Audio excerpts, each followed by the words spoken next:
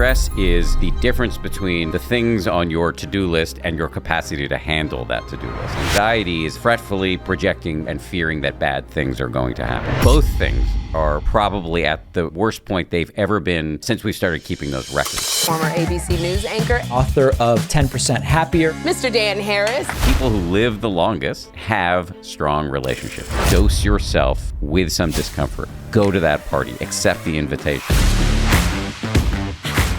The #1 health and wellness podcast. Jay Shetty. Jay Shetty. The one, the only Jay Shetty. At this point in time, it feels like we've talked about this topic for a long time, but it still feels like we have a slightly unhealthy relationship with it and somewhat a subconscious relationship with it. And I'm talking about stress. And it seems that year upon year, people's stress increases, people's variety of causes of stress increase. Even after the pandemic, we saw a different type of stress that we experienced. I wanted to get your thesis on how you feel about the state of stress at the moment. It's not good. I recently learned, this is embarrassing that I recently learned this, the specific difference between stress and anxiety.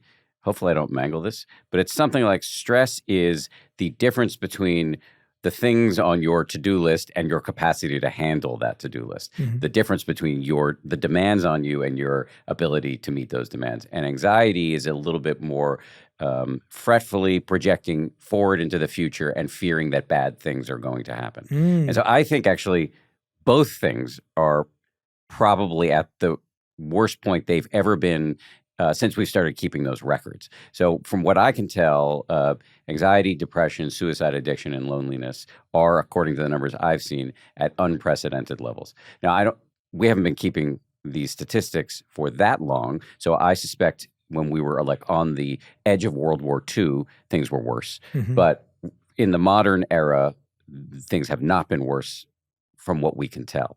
And I think a huge contributor to that is the pandemic that we just lived through. I sometimes describe it as a global unregulated experiment into what would happen when you deny people social connection and put people in a state of deep uncertainty about the future and add into that political polarization, the noxious impacts of social media, which we were just talking about, war, climate change, and you have a very tough situation for individual minds. Which one's been the one that you feel you've heard about the most from the people that follow your podcast, that have read your books? Like, what's the stress that you think is weighing them down the most? I'm projecting a little bit here and guessing, but I sometimes think there's a difference between what people perceive to be the source of their stress or anxiety and what actually is driving it. So we might fasten on to things that are real, for sure. I mean, like work stress, economic. So there can be stress about the state of your job and then economic stress about the larger state of the economy. There's increasing stress around inequality and bigotry, increasing awareness of it. So the question is, are those the proximate causes for your stress, or could there be subterranean contributors that you might not be aware of? So I think today's media environment, particularly social media, and I'm not anti-social media. We just talked about the fact that I recently went on it. But I think there are aspects of social media we need to be aware of. And too much comparing yourself to other people is, as you've talked about, the source. It's a really good source of unhappiness and stress. I think also if you're spending too much time staring at a screen, two things can happen. One, you can get a distorted view of the state of the world because the algorithms feed off of conflict and anger and outrage. They feed our anxiety. And then the other thing is, the more you're staring at the screen, the less time you're spending connecting to actual human beings. And so I think this is the deepest contributor. We are, and this is to state the obvious, social animals. You hear this in every TED Talk. I think I said it in my own TED Talk, so I'm like deeply unoriginal here. We are social animals. We're designed to interact with other human beings. And yet everything about modern life militates against this basic, obvious fact. Everything drives us into our own information silos, into curating our own resumes and working on our own little homes. And all that can be beautiful. But when you overlook what we need that is going to create stress and anxiety. And you might think it is observable things out in the world, and it probably is those things too, but I just wonder for many people whether it's this deeper contributor that they're not looking at. Yeah, I'm so glad. You've just made two really good distinctions there. I love the way you were sharing the research around the difference between anxiety and stress. And going back to that for a second, that example you gave of having your to-do list and feeling like you don't have the capacity, it sounds like what you're sharing is that there's a capacity challenge and then also a control challenge. And when you're naming all those things external to us, there's a feeling of, I can't control any of those things. All of those things are uncertain, and therefore I'm dealing with constant states of change.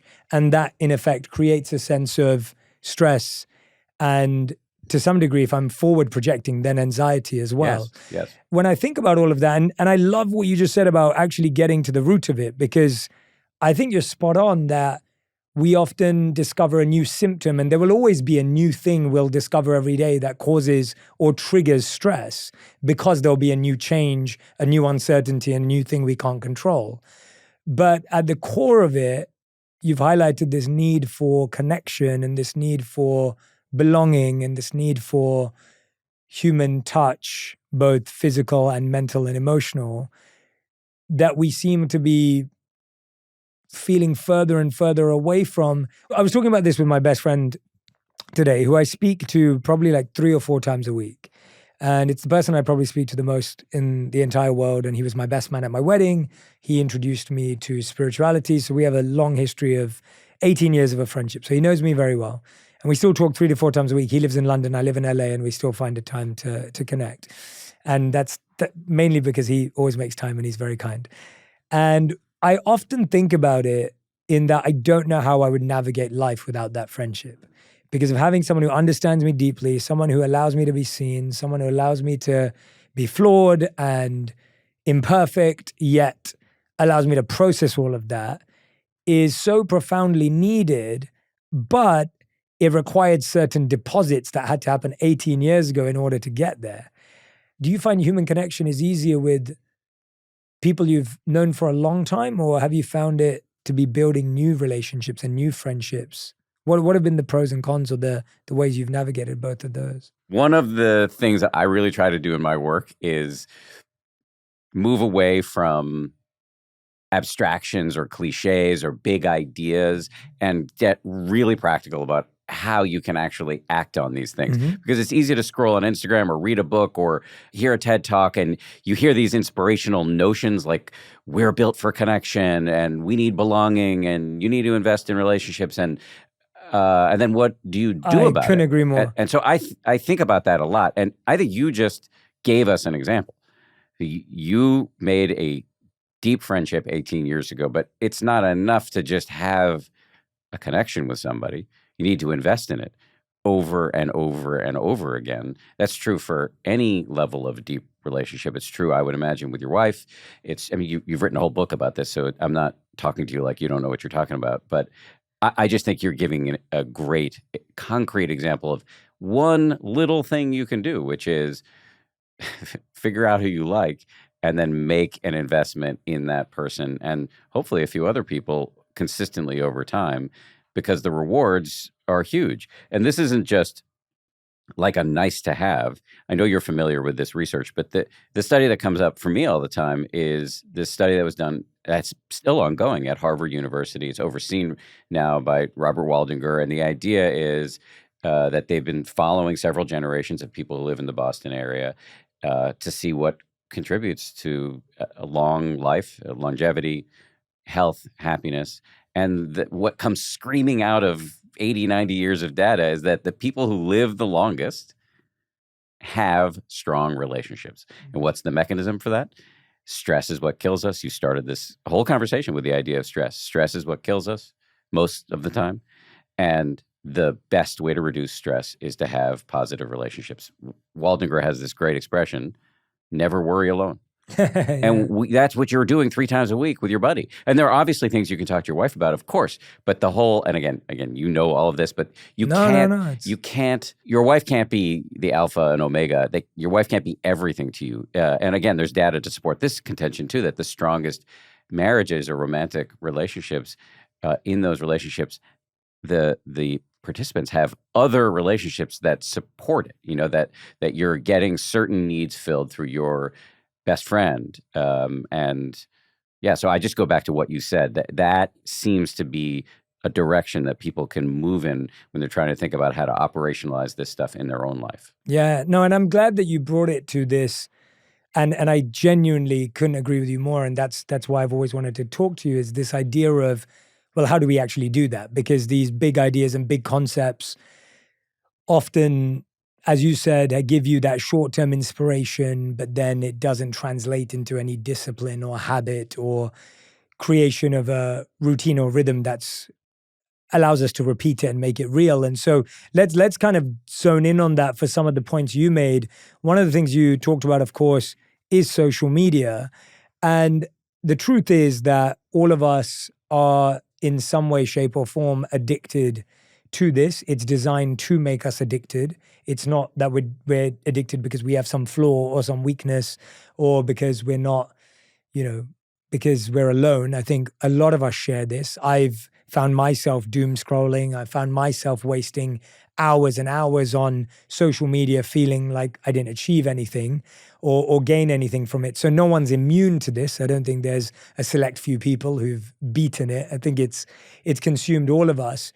What have been the practical steps that you maybe have put in place for yourself, people that you know in your life, that you think have actually helped people develop a healthy relationship? Because I think it's also not just like saying, well, just don't be on your phone, which is often, again, one of these big ideas that's portrayed, which is like, well, just turn it off, or, don't be on it. And we know that that's not sustainable either. Like, we're both carrying our phones today. Yes. First of all, you said this thing about how you have struggled with social media. I just want to add that I have too. I mean, I just started, as we've discussed, and I can't tell you how many times I've gotten sucked into either scrolling and looking at things that, I could be like talking to my child during that time, or, and this is even more embarrassing, compulsively checking back to see how a specific video is performing. And so, yeah, I don't come to this conversation with any superiority. I also think, and I will get to some things that have been useful for me, but I also want to say that I'm not against social media. I think there are beautiful aspects to it. I think there are also very difficult aspects, and we can talk about that if you want, but it is popular not only for the negative aspects for it. And I think it's, you can get some degree of pleasure through social media for sure. And I think it's true just for any dopamine hit in our life. You can get addicted to anything that is the source of fleeting pleasure, from food to cocaine to alcohol to gambling to shopping. And there's healthy use, healthy involvement in all of these activities, and then unhealthy. And it really just depends on the circumstances of your own brain, your own life. And it's a thing everybody has to work on for themselves. As it pertains to like practical things that have worked for me with technology addiction, one is just being pretty disciplined about putting it away. Usually at the end of the day, I try to put it away and have a proper evening with my family. Don't always succeed at that, but I notice when I do it, I feel better. And that leads to the second piece of advice, which is, as you know, I'm a big advocate of meditation, as are you. And I think the self-awareness that can be generated through contemplative exercises like meditation can help wake you up to the fact that you will feel better if you don't get sucked into your phone for, prolonged periods of time. And the brain is always looking for pleasure. Mm-hmm. And if you can show the brain that there's what my friend Judd Brewer calls a bigger, better offer, which is that it will feel better to connect to your family most of the time, because sometimes our families are annoying, but it will feel better to connect to other people, to read a book, to take a walk in nature, than it will to attach your arm to the IV drip of FOMO that social media can be. And so I think meditation is a great way to do that. The final thing is, see if you can ask yourself this question. And I get this from a woman named Catherine Price, who wrote a book that I recommend called How to Break Up with Your Phone. And she encourages people to ask themselves, to try to get into the habit of asking themselves a very simple question when they find their zombie arm reaching for the phone. What do you need right now? Like what need are you trying to fulfill when you pick up that phone? For me, it's often because I'm bored or I'm in an uncomfortable situation or I'm tired and I don't have the wherewithal to do something or I'm lonely or I'm hungry. And actually, if you run that program, you run that algorithm internally for yourself, you're only going to remember this 10% of the time. But if you can remember to do it some percentage of the time and ask yourself, what is it that I'm actually going for here? You might realize, actually, the phone is not what I need right now. And for me, I found that really helpful. Doesn't work all the time, but it helps. I sometimes joke that if anybody said to me the types of shit that I say to myself, I would be punching that person in the face. So what can we do about it? What I've learned is that you can get into the habit of talking to yourself the way you would talk to a friend. And there are some hacks that make this easier. One of them is to actually, what need are you trying to fulfill when you pick up that phone? For me, it's often because I'm bored or I'm in an uncomfortable situation or I'm tired and I don't have the wherewithal to do something or I'm lonely or I'm hungry. Ask yourself, what is it that I'm actually going for here? You might realize, actually, the phone is not what I need right now. The way that worked for me was having to remind myself after I made the right decision. So what I mean by that is, if I'm going to reach for my phone right now and I have the courage enough to not reach for it, but I end up spending time with my family as the bigger, better offer. Now, after I've spent time with my family and I've enjoyed it, this time they're not annoying, then after I do that, I need to deeply code that into my memory. Yes. Like I need to make a deal out of it. Like I need to tell my friend about it. I need to journal about it. I need to record it. I need to take a picture, whatever it is, because what I found is that the mind needs to be reminded again when I reach for the phone that the bigger, better offer will win. But that memory doesn't get stored deep enough for us to be able to rediscover it when we most need it. Yes. And so that's definitely helped. And I loved what you said a couple of seconds ago about being able to switch it off. I fail at this all the time, but I've at least set the rules. And I think that's what we have to do with this because it is hard. But a few years ago, I set no technology times and no technology zones in my home. So I almost envisioned a no phone sign in the bedroom and at the dining table. And at one point I used to envision like lasers around the room. And it's like if I walked past it with my phone, then, whatever, the like floor is lava. Yeah. Like Mission Impossible, like just to give that feeling. And yes, of course, have I walked through a laser with my phone? Of course I have.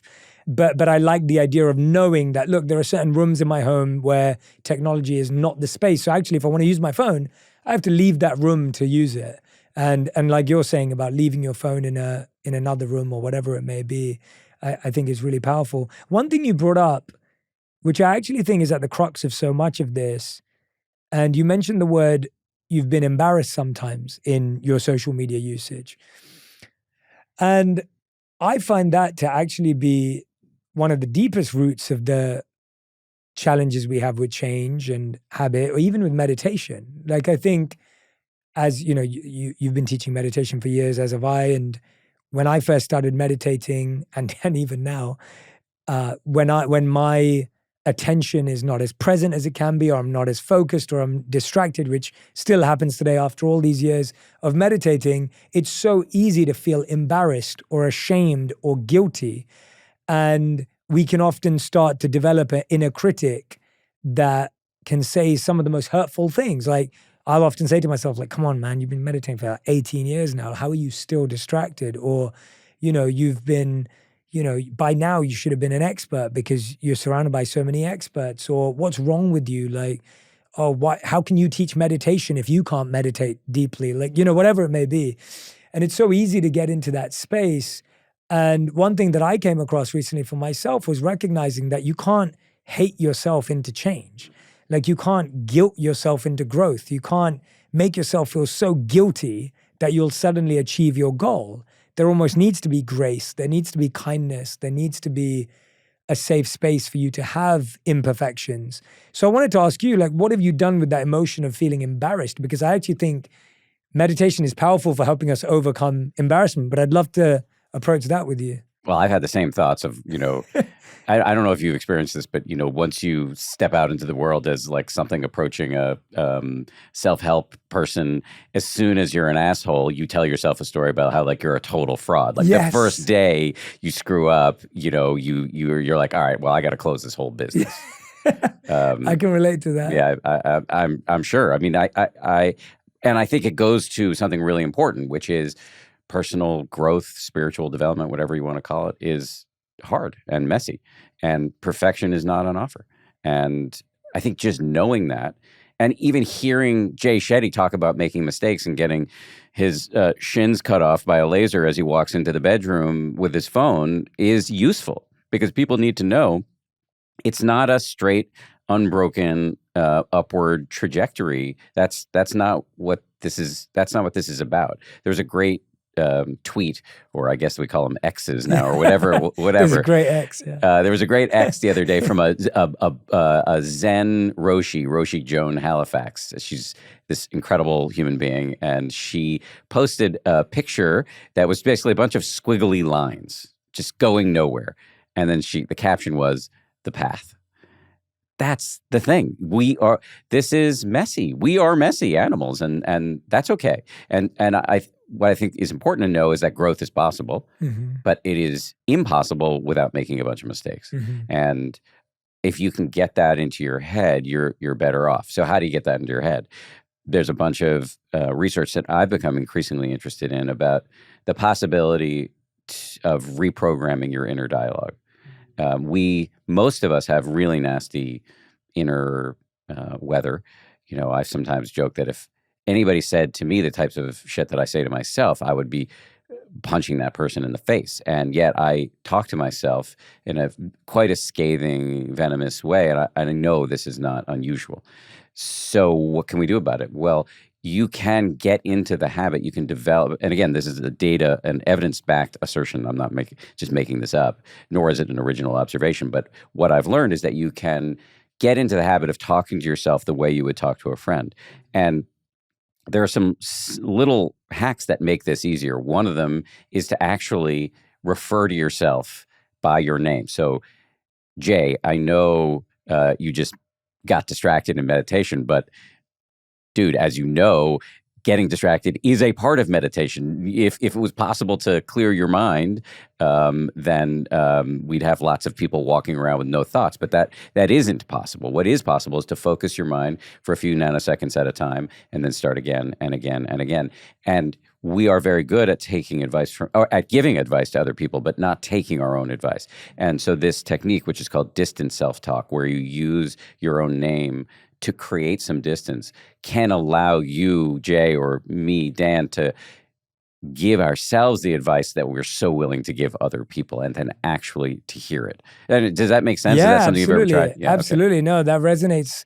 That resonates so deeply. And I actually feel that makes complete sense, because even the negative of that is true. And so I was reading just a couple of weeks ago, maybe, around how the two ways we talk to ourselves negatively are either I am, so we say things like I am lazy, or I'm not good enough, or I'm the worst, or I'm the least intelligent out of all my friends, or whatever it is, right? I am statements. And the other one they were saying, which was even worse, was we have a voice in our head that sounds like an authority figure that says you're the worst, you aren't good enough, or you're behind, or whatever it may be. And that almost sounds like there's an external authority, whether it could have been a teacher, a parent, a family member who may have said that to us, and now it's internalized as a negative authority in our minds. And so what you're actually saying is the positive authority also works, that if someone says your name, Jay or Dan, and then coaches you and guides you through that, would you say that that's a skill that you have harnessed and nourished through meditation, or do you see that as separate to meditation? I think it's absolutely complementary. As you know, in meditation, one of the benefits is that you're more self-aware. You're more aware of all of these wild thoughts careening through your head. And so it's easier to wake up.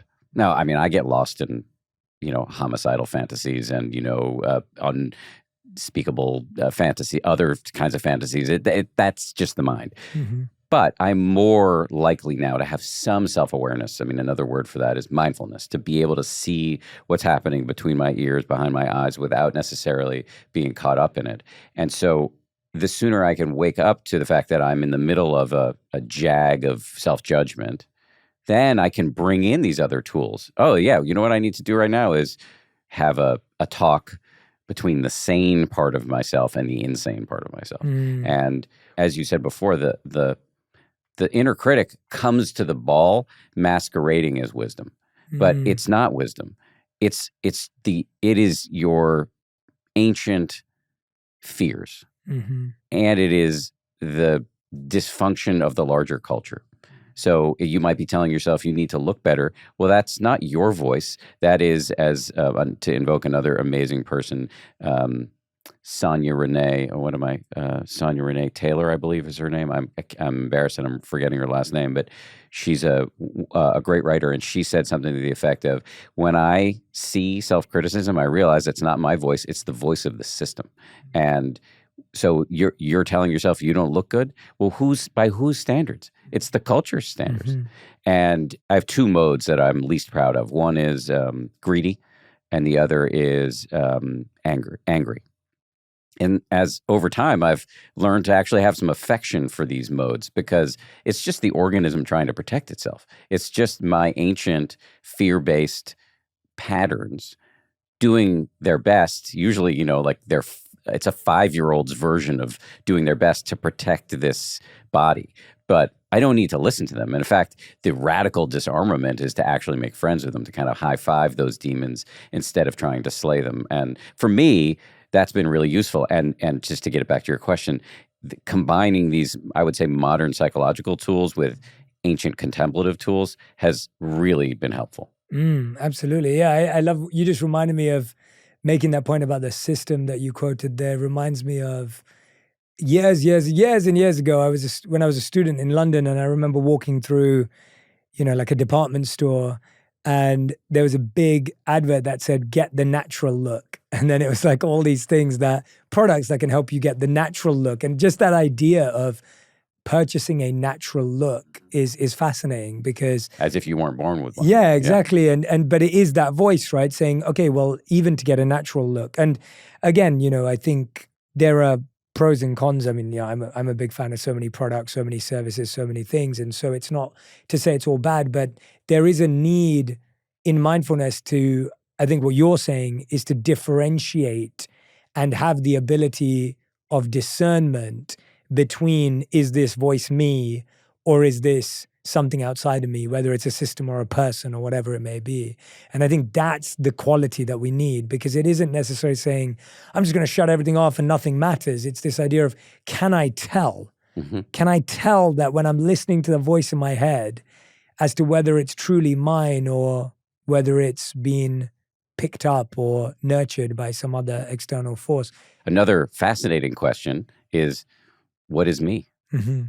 Close your eyes and look inside. Can you find some core nugget of J? And spend some time with that question. That'll pop you out of ruminating about lots of other unhealthy things. Where has that question taken you? I think you come more out of the Hindu tradition. Yes. And I come a little bit more out of the Buddhist tradition, even though I don't look like it. But, that's where I've spent the last 15 years of my life, really doing a lot of study. And one of the things they say in Tibetan Buddhism is that the not finding is the finding, because there's nothing to find. Yes, I mean, on the level of consensual, conventional reality, I'm Dan, and that camera's taking a picture of me, and yes, that is true. But on the deepest possible level, if I look for some core nugget of Dan, there's nothing to find, and that not finding is the answer. And can you stay with that ambiguity?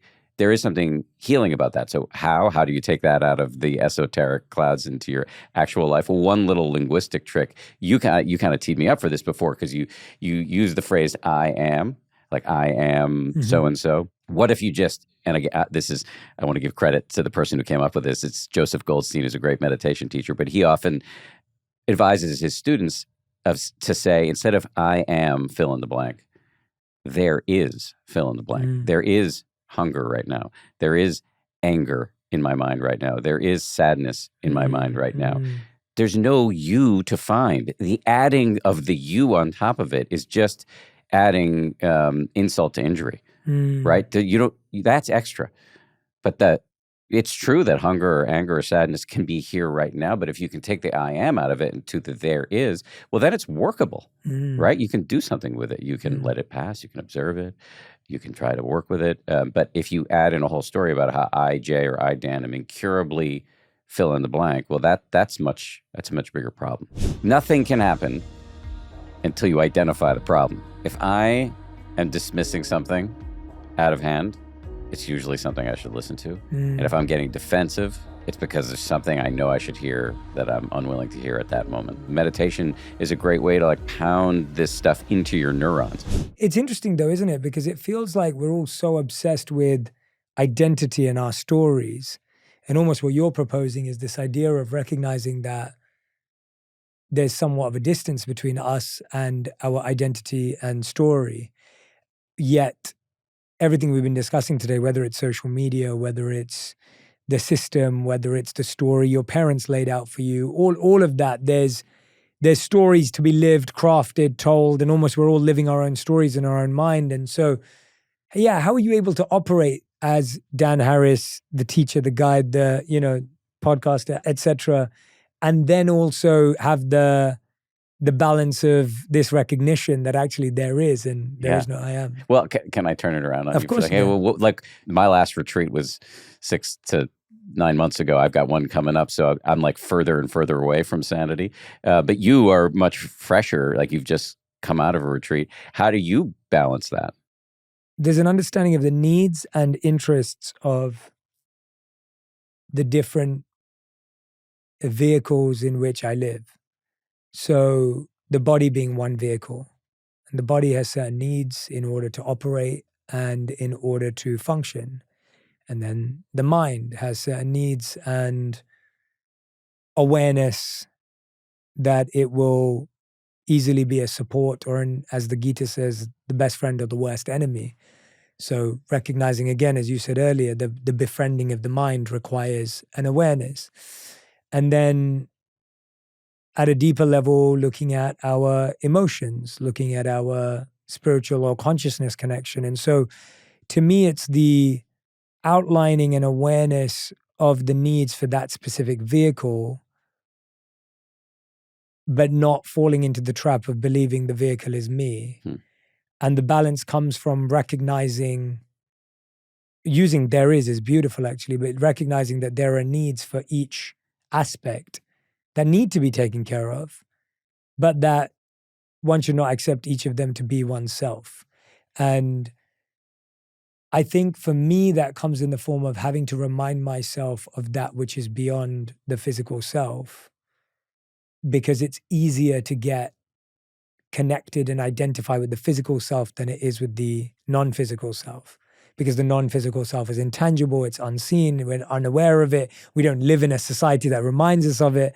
I was thinking about this while I was actually at the monastery. So the monastery doesn't have mirrors, and that was something I've talked about before, where you lose your sense of your physical self. Like while I lived there, I forgot deeply what I looked like. And so if I was out on the streets, when I was traveling, I would always try and look at my reflection in a shop window, whatever it may be. And when I was back this time as well, I was having that realization that the number one thing I do in the morning when I wake up back at my home is I look in the mirror.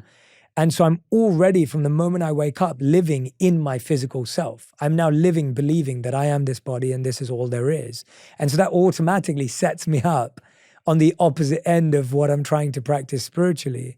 And so I found that the balance is kept by making that reminder, that first thought of the day, of recognizing, whether it's in your language, that which is not, or that which is unseen. And in the Hindu tradition, the accepting of us being pure, eternal, full of knowledge and full of bliss as consciousness, identifying with that before I identify with anything else. And that to me is what helps the balance, is not falling into the easy identification. I don't know if any of that made any sense, but... Well, it does. I think, you're aware through your own practice that there's more than just the Jay you see in the mirror.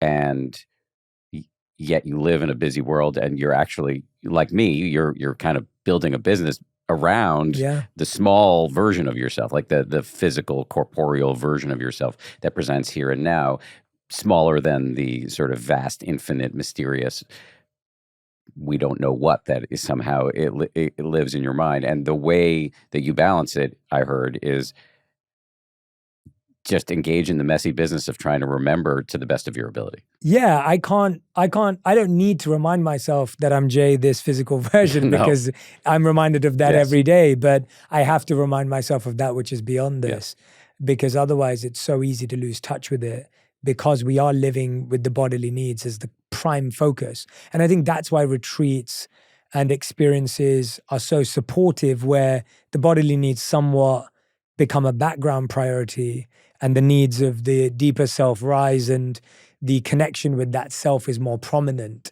And I find that starting my year off that way helps. I was talking to someone who was mentioning they came to one of your retreats at Omega. Mm-hmm. And they were saying what a beautiful experience that was. They said it was the only retreat they've ever been on, but they plan on coming on more.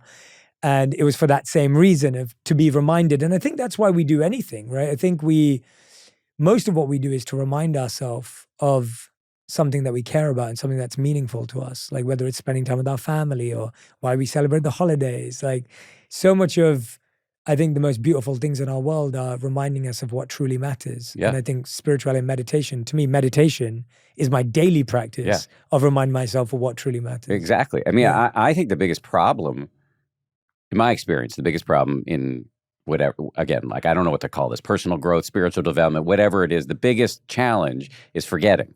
Mm-hmm. Because you hear a great podcast, you see a great Instagram post, you read a great book, you go to a great retreat, but then everything about modern life pulls you back into I'm going to get satisfaction from the next thing. Oh, no, the next thing. I'm going to keep scrolling. I'm going to get that next sip of a latte. I'm going to get the next promotion. And again, I'm not saying these are bad things, but they won't do it for you, right? There's a reason why you keep wanting more.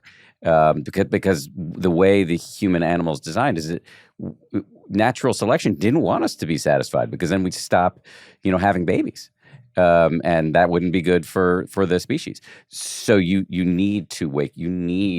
This is a urgent mission. You need to find as many ways as possible to wake back up. And you just described, meditation is a great way to like pound this stuff into your neurons. It's probably too aggressive of an analogy, but it gets it into your molecules in a way. Yeah. And another thing you also described earlier is having good friends.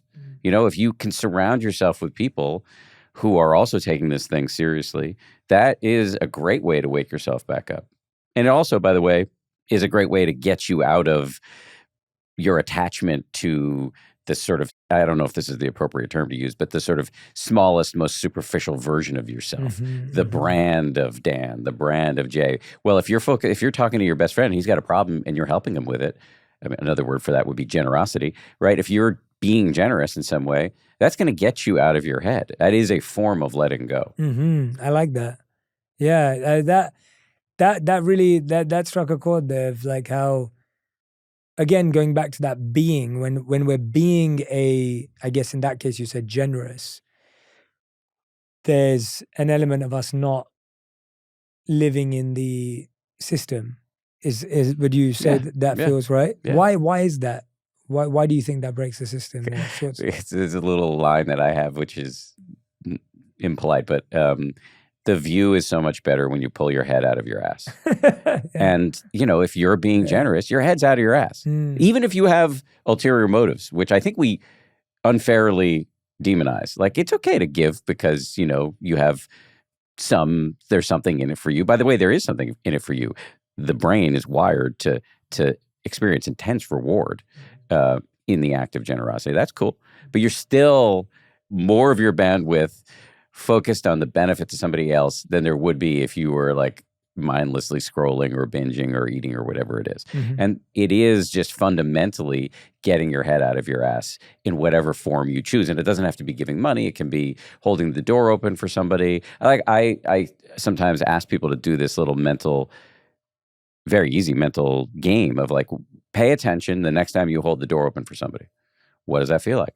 feels good if you're paying attention. That feeling is infinitely scalable in a way that the pleasure of Instagram or ice cream is not. And you can ride that insight. Not that I do it perfectly, if at all, but you can, if you're so inclined, ride that insight all the way to a significantly greater levels of happiness. Yeah, wow, I love that. I love that. That's so interesting that after all these years, you can still open a door for someone and it still feels great, and you know, whether the other person responds or not. But the endless scrolling on social media is kind of, loses its taste very, very quickly. Yeah. It doesn't mean you should never do it. It's just the endless part that you should lose. Yeah, absolutely. I mean, I guess that's one of the things I loved about in this book when I first came across it, your book, 10% Happier, which is, you know, a huge bestseller, huge success, led to the podcast also. One of the things I loved was this whole idea about without losing your edge.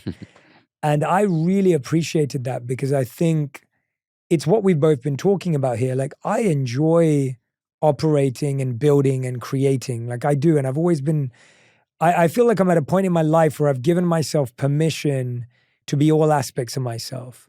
And up until this stage in my life, I was just collecting different parts of myself. And so I felt like I collected, 0 to 10 probably didn't do anything, but 10 to 20, I collected things. 20 to 30, I collected things. And now I'm in my 30s, I feel like I'm connecting things. And that collection to connection has been primarily through the uncomfortable process of accepting and giving myself permission for the paradoxical and contradictory things that live within me. So as much as I love being fully present and mindful and deeply purifying myself, I also really enjoy building and creating and learning and being curious and outward. And those two things coexist. And I actually find that one feeds the other. Yes. So I find that the further I go outwards, the more I want to go inwards. Yeah. And the more I go inwards, the more I want to go outwards. In a positive sense, and that cycle continues, and it's a cycle. It's not a, and I think both of us, having studied Eastern traditions, the East is fully cyclical and not linear in all of its practices. So the growth journey looks like this, and the Western growth journey generally is portrayed as that, even though it may not be. There's a way in which you can assume that sitting and meditating, or even going to can you believe this dude went to a monastery for 10 days a couple of days ago? Like, that's not going to help him with his edge, but actually it does help you. It does help you. Do you want to be less emotionally reactive? Do you want to be more focused? Do you want to have better relationships with your collaborators? Okay, do you think going to a monastery is going to help or hurt with those things? It's going to help with all of those things. And those are the things we need to be successful. We've been sold through hustle culture this idea that, you know, thank God it's Monday, I've got to rise and grind and all of that stuff. But that is, in my experience, a great way to burn out. When in fact, the cycle that you just talked about of retreat to advance, kind of, you know, you take some, you don't have to do it. It doesn't even have to be a retreat. It can be just 5 minutes of meditation every day. That is filling your tank in a way that allows you to engage in the world more effectively. And so these two things are not in opposition in my experience. And you're a walking example of that. Like, you spent time being a monk, and that has helped you build a business that helps other people, that helps you do more inner work. Boom. Yeah, no, and of course, and I love what you said there, because we've talked a bit about retreats, and I don't want everyone to think they need to disappear for a week or a year or whatever it may be. All of this can be done in the microcosm of 5 minutes. I want to, Dan, walk us through your daily meditation practice, and I'm sure you've done this a million times, but I'd love for people to hear it, because I'd love for people to hear how accessible some of these ideas are on a daily basis that we're talking about, and of course, in a way that they can start practicing it as well. So what does your daily practice look like? I'm excited. You're interviewing me right now, but in like 2 minutes, we're going to turn this around and I'm going to interview you. And I because we come from different traditions, so I actually come into my discussion with you with a lot of curiosity about what your meditation is like. But so from a Buddhist standpoint, it's for beginners really not complex. And a lot of people worry that it's going to be, you know, esoteric or impossible, but it really isn't. There's really 3 steps for beginning mindfulness meditation. And by the way, I keep talking about Buddhism, but this meditation that I'm talking about now is secular. There's no religious lingo or metaphysical claims. It's a very simple secular kind of exercise for the brain. And the first step is just to sit or lie down comfortably, close your eyes. And the second step is to bring your full attention to the feeling of your breath coming in and going out. For some people, the breath can make you a little anxious if you're focusing on that. And if that's you, then you just pick something else, like the feeling of your body sitting or lying down. So that's step number 2. First, get into a comfortable position, sitting or lying down. Second, pick something to focus on, like your breath or the feeling of your body. And then the third step is the most important, because as soon as you try to do this, your mind is likely to go into mutiny mode. You're having all these random thoughts and urges and emotions. And at this moment, the voice in people's heads often swoops in and tells them this whole story about how they're failed meditators. I mean, you were talking about this earlier, but that voice is wrong. The whole goal in meditation is just to notice that you've become distracted and to start again and again and again. And the waking up from distraction is not proof of failure. It's actually proof of success, because the whole goal here is to get more familiar with this inner conversation that we're all having, this inner narrator that is chasing us out of bed in the morning and is yammering at us all day long. You just want to get more familiar with this cacophony so that it doesn't own you as much. And so it's really that simple. Pick one thing to focus on, usually the breath.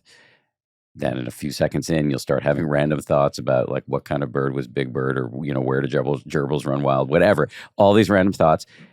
As soon as you wake up from those thoughts, blow them a kiss and go back to the breath, over and over and over again. And that's like a bicep curl for your brain. And that's what we see on the brain scans of people who meditate. The area of the brain associated with attention or focus changes in a positive way. Meanwhile, the area of the brain associated with stress shrinks. And this is an exercise that anybody can do. I will say a small asterisk: if you have significant mental health challenges or trauma, it might be good to do it under the supervision of a mental health professional. But other than that, it really is universally accessible. It doesn't matter what your religious beliefs are, or if, like me, you're an agnostic. This is simple secular exercise for your brain. Yeah. And I love what you said there, is that we're really just trying to get attuned to that inner voice that is basically telling us what to do all day and pushing around in every direction.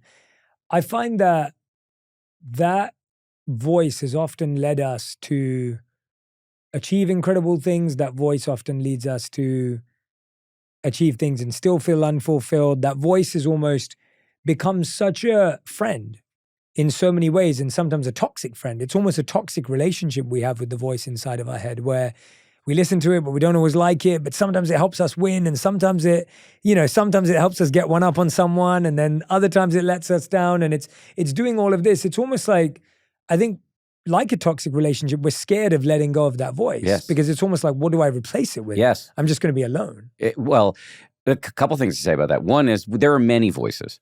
One of the theories of modern psychological theories is called the modular model of mind. We have these modes. I kind of think about it like, you remember Magic 8 balls? Yeah, you shake of one course. up. I still love this. Yeah. and the tiles compete for the top space and then it'll send you a message or whatever.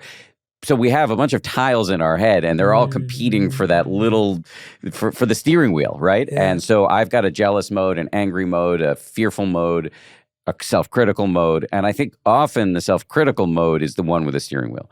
But you have a wise mode, a generous mode, a compassionate mode, and they're often just not getting that much airtime.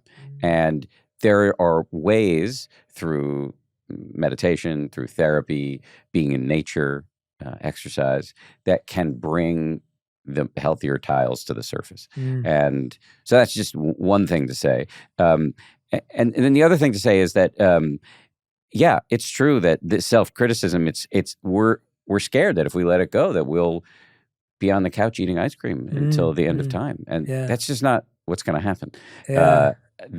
Back to Tibetan Buddhism, and I'm not an expert in it, but they have this expression that I have a couple of colleagues who are sitting on a couch over here who heard me say this a million times, but I really love this. There's the Tibetan word for enlightenment, as far as I understand it, roughly translates into a clearing away and a bringing forth. You clear away the noise all of our demons, our unhelpful demons, what can come out is what is already there in all of us, which is the good stuff.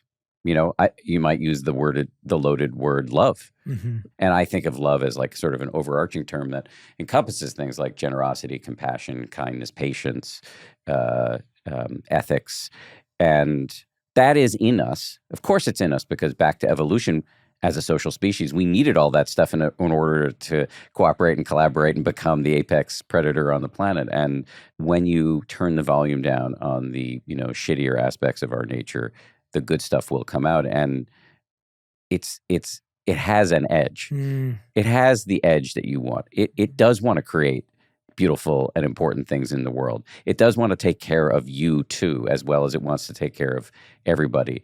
It does want to stand up to injustice. It does want to be tough, but not motivated by hatred, but instead by the good stuff, which is like giving a shit, caring. Anyway, that's all my experience of how this goes. Absolutely. And I'm not perfect at it by any stretch. Yeah. Right? I mean, I made a reference to Liz and Tony who are sitting in the room with us. Like, give them the mic; they'll tell you. 90% still a moron. Absolutely. Yeah. No. But I love the idea of how we're simply reconnecting with and reawakening something we've forgotten. So it's almost like we're associating with that angry mode, that envy mode, that jealousy mode, that ego mode every day. Yeah. And so we've started to accept that it's our reality and normality. Whereas you said we do also have a wise mode.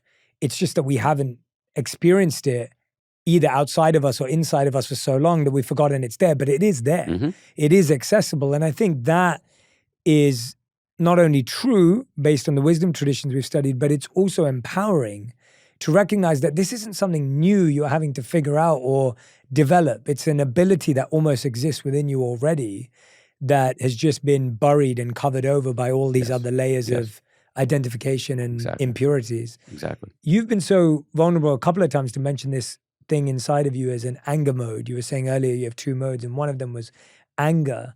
And I wanted, if it's okay, to kind of hone in on that, because I think that's something we've actually never really discussed on the podcast in all the guests we've had. And I think it's something that often is something people are scared of talking about. It's a taboo topic because of the connotations that anger is associated with. And I was wondering, how has meditation and mindfulness, what have they shown you or helped you understand about anger? Because I think our mind often goes to, well, I want to stop being angry rather than I want to understand anger. And I think this is so true for so many things in society. We're like, I wish that would just stop. And it's almost like, well, before it stops, we may need to get to know it a bit better and understand it and befriend it, going back to the high five point you made earlier. And so I thought, let's start with anger for that. Sure. I mean, there's this great, I know you know who he is, but there's this great Vietnamese Zen master, Thich Nhat Hanh. And I love Thich Nhat. He has this expression about like holding your anger like a baby. I don't love that because I'm such an anti-sentimentalist, and I find it like somewhat annoying, even though he's completely right. He's a genius, or was a genius. He passed recently. There's something to that. First of all, the anger is trying to tell you something. Mm-hmm. In my case, it's like some infantile, usually desire to protect myself. Often it's sometimes anger has been described as a secondary emotion. So it's an emotion that's covering up for another emotion. And in my case, it's usually fear. So I'm a guy, and we don't like to admit fear. And often if I look closely, if I hold the anger like a crying child, if I get over myself and do the thing that the wise person has mentioned that we should probably do, I actually see, I'm scared of something here. And that's really helpful, because then I can respond wisely to the thing that's making me angry / scared, rather than reacting blindly. There's a difference between healthy anger and destructive anger. Again, this is not my insight. This is the way in psychological circles they talk about it. Healthy anger is that can get you off the couch to do something about a problem. And it's clarifying. It can help. Healthy anger can help us see clearly where somebody's full of shit. Although there's a reason why we talk about anger as seeing red, because it can also be, blind with blind rage. And so that's the destructive anger, which where that's an anger fueled by hatred, fueled by bias, bigotry, and it can get us into endless conflict. And that's what you want to avoid. That's what I've failed to avoid for too many times in my own life. And I still screw that up, regularly. But nothing can happen until you identify the problem. You talked about this earlier, like one of the things that meditation does for you is it helps you be aware of stuff so that you can work with it. And so, yeah, this is one of my big things that I have to work with. Yeah, thank you for sharing that. No, I really value that understanding of the difference in the two angers that you just mentioned there, but also, yeah, just being able to recognize the fear that sits beneath it. And I can, when I get agitated or irritated, it's always because there's something I'm fearful of. And often it's even the fear of messing up. For me, I'm thinking of when I'm asked a question and I feel like I don't have enough time to solve it. And then I'm like, oh, no, just, whatever, like that kind of agitation, that irritation comes out. And really it's a fear of, I'm like, I wish we had more time. I would be able to solve this. Like, I don't want to mess up. I don't want to give it. And it's so interesting that what is actually well-intentioned of a desire to want to get things right turns out to be experienced as that. And like you said, and like you mentioned, Thich Nhat Hanh said, of being able to hold it as a baby or being able to, it's almost like, it's so interesting though, what you said about not the skepticism that you have, but the, you were saying the overly sentimental version of holding a baby. And I think often that is the perspective people have of these ideas, right? With mindfulness, with meditation, that, it's sentimental, it's a bit fluffy, it's a bit woo-woo. And we know there's science behind it now, and those days should be gone, but they're not, because there's still a skepticism and cynicism around the idea of like, oh yeah, my fear is like, whatever, there's no fear, right? Because that in and of itself is trying to protect us from our fear. And so how have you seen in others, and how have you in yourself been able to catch yourself double bluffing yourself, or when you're almost, you're finding that way around doing the actual work? One of the biggest and most reliable sources of feedback for me is defensiveness or dismissiveness. If I am dismissing something out of hand, it's usually something I should listen to. And if I'm getting defensive, it's because there's something I know I should hear that I'm unwilling to hear at that moment.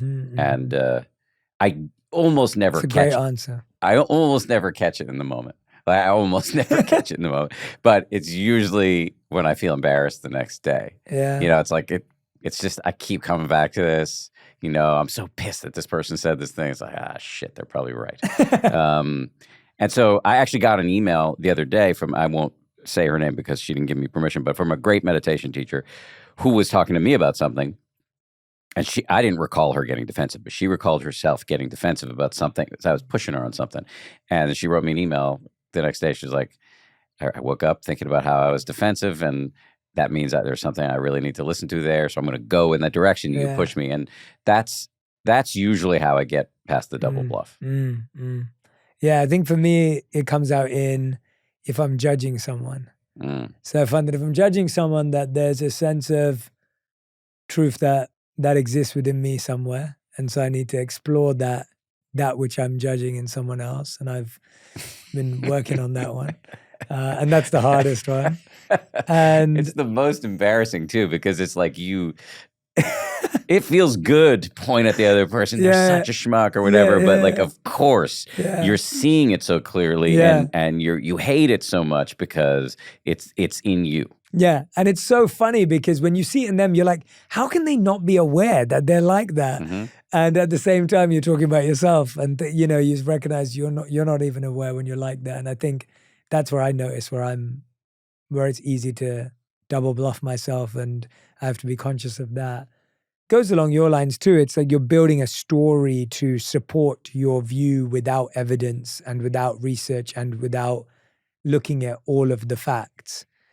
And you've created a story that makes sense to you in order to fulfill your desire, whatever that may be, and then you're not forced to actually look at yourself. There's a great expression, if it's hysterical, it's historical. If like you're getting hysterical about something, it's some deep programming. And yeah, I hate admitting that.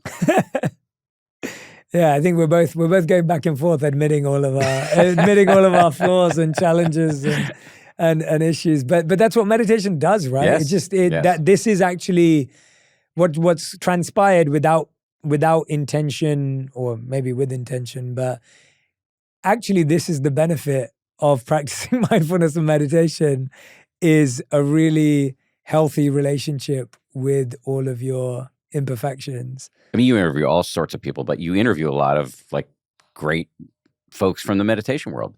And so do I. And so in my experience, the common denominator among all of the great like spiritual masters, right?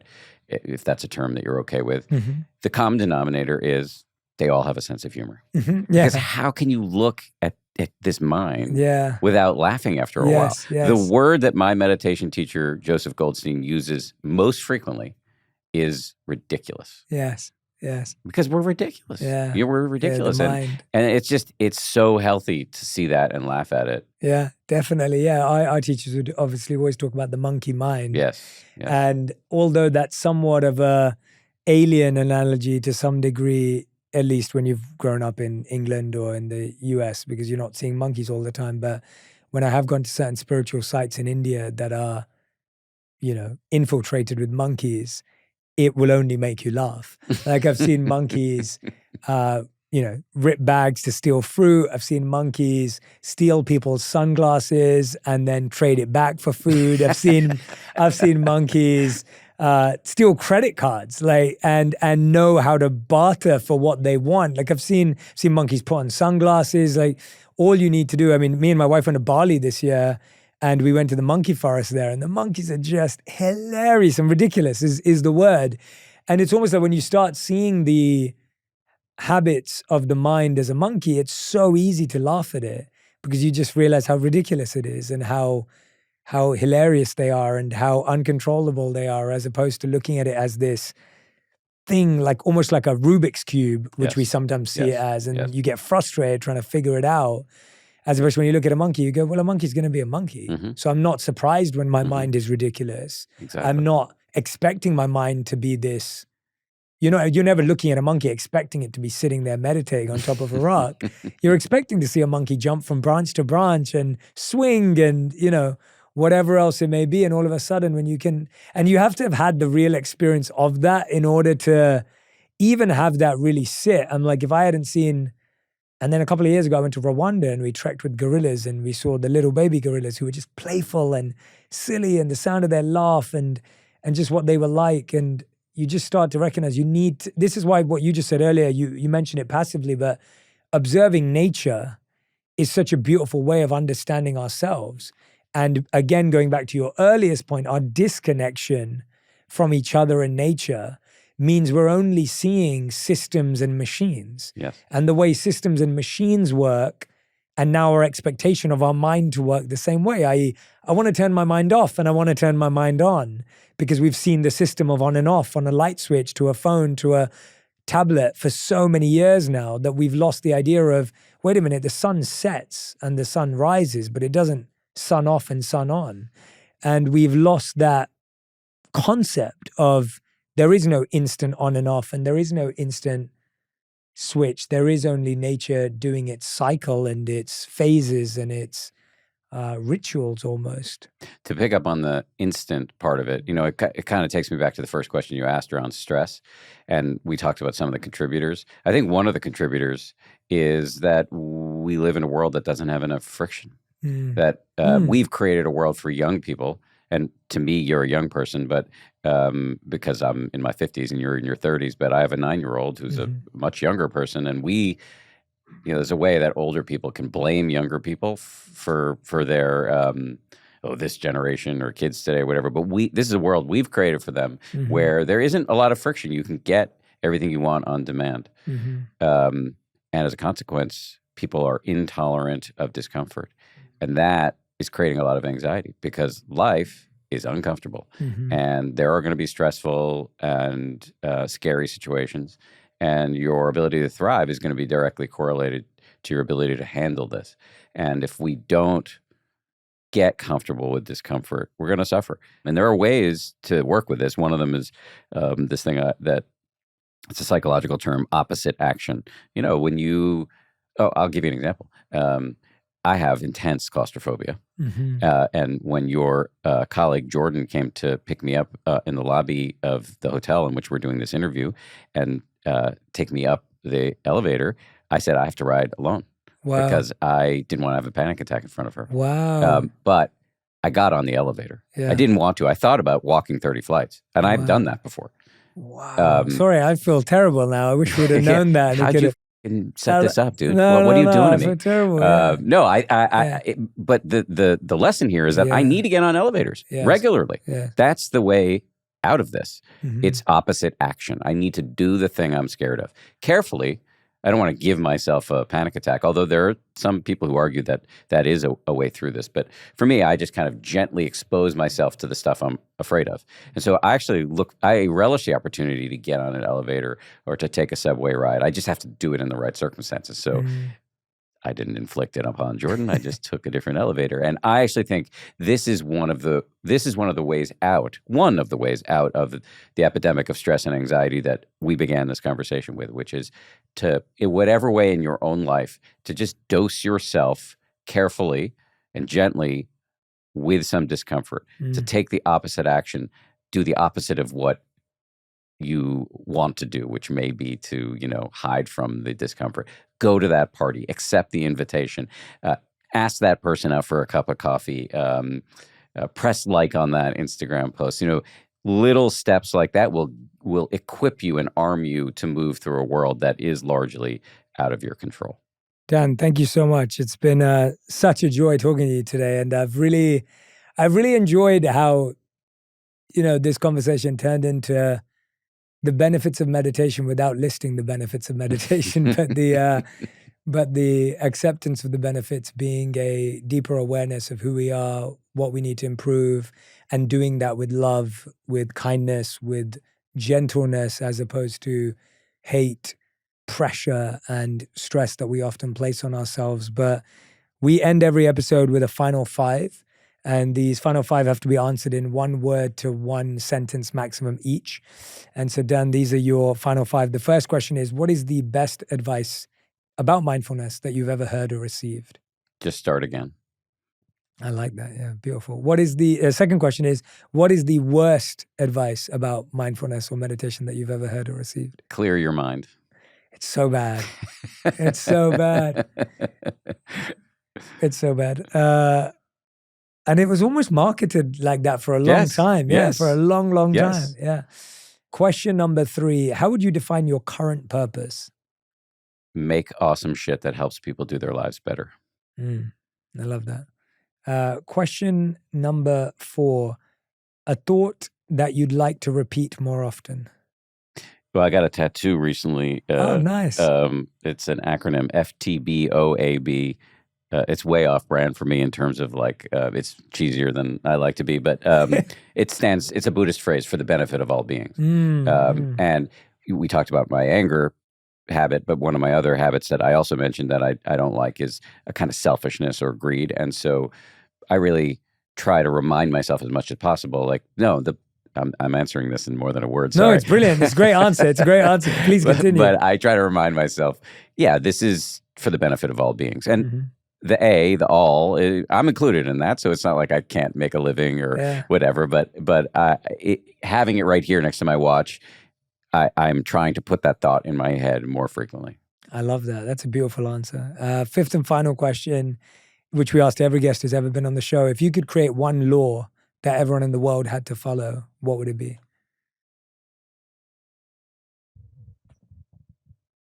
How long do most people pause? Because I'm thinking. People take forever. Okay. And Okay. That's why you picked up the book. You're like, I'm going to read a chapter. No. Yeah. we either allow people to edit it out, or they can have their thinking time in the edit, whatever they prefer. Okay. What law? And take your time. It's a fun question, so I prefer it when people think about it. And I don't think this is something that you can legislate. So I wouldn't want to force it, but it would be like a strong suggestion, which is around kindness, which is that maybe I'll use this phrase from the Dalai Lama that I like better than kindness, because kindness can sound very bland. Mm-hmm. Wise selfishness. That if you want to do selfishness correctly, Mm-hmm. you will be thinking about the benefit of all beings to the best of your ability, because that is how you will get happier. Yeah. And if we lived our lives, all of us, with that as a North Star, which again, I don't know if I could make it a law, but I could make it a strongly held policy. I think that would change a lot. I think that would change. I'm not a utopian. I don't believe that we can create a perfect world, but I think that we can create a much better world if we play to people's self-interest in a way that really is in their self-interest, instead of the fleeting dopamine hits that we're selling people on now, that actually your abiding happiness is going to be found in kindness. And I wish there was a less cheesy way to say that. That's a great answer. I love it. Everyone more than a sentence. Sorry. It's perfect. It was perfect. The 10th anniversary edition of Dan's book, 10% Happier: How I Tamed the Voice in My Head, Reduced Stress Without Losing My Edge, and Found Self-Help That Actually Works, a true story, is available right now, of course, with the 10th anniversary edition. That's amazing. Congratulations. That's really beautiful. I'm so much grayer now than when the book came out. And of course, subscribe to Dan's podcast, 10% Happier, as well. Dan, thank you so much for coming on to On Purpose. This was such a refreshing and really, really beautiful, organic conversation. And I appreciate you going there with me, because that's kind of the space I've been in on the show recently, of wanting to get lost with someone. Right, just to go into a flow. Yeah. It's so interesting to meet you, because, I mean, this is a long way of saying thank you. It's just so interesting to meet you, because I've seen you from afar for a million years. And then just to like walk into this hotel room, you're like this dude who just shows up there, hey, how you doing? Like, you're way more casual and down to earth than I might have expected. And so it's really fun to like put an actual person to the name. That's very sweet. I really appreciate that. Thank you so much. And maybe we're doing a terrible job at the branding if that's not how I come across. No, it's my own paranoia. It's my own paranoia. It's so funny. It's so funny. I'm like, God, the guys, we're gonna get it together. No, I really appreciate that. Thank you so much. That's usually I've met a lot of well-known people in my job as a journalist, because it was my job to interview them, and it's rare that I like people more after meeting them based on their public persona. And so that's what I was trying to say. Thank you. That's very kind. That's very kind. I really appreciate that. Thank you. I received that deeply, and I think it's really hard. I've definitely struggled with this. Like, I can only be fully myself with someone I'm in person with. It's impossible to.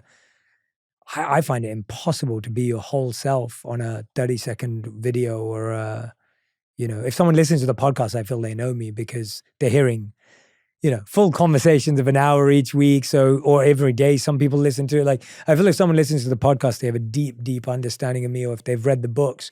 But if someone's just seeing something on social media, they have such a limited view, and it's so hard to portray yourself in that way, or in your true self. So I appreciate that. Thank you so much. Thank you, Dan. Thanks for having me. It's been a real treat. Thank you so much. Thank you so much for listening to this conversation. If you enjoyed it, you'll love my chat with Adam Grant on why discomfort is the key to growth and the strategies for unlocking your hidden potential. If you know you want to be more and achieve more this year, go check it out right now. You set a goal today, you achieve it in 6 months, and then by the time it happens, it's almost a relief.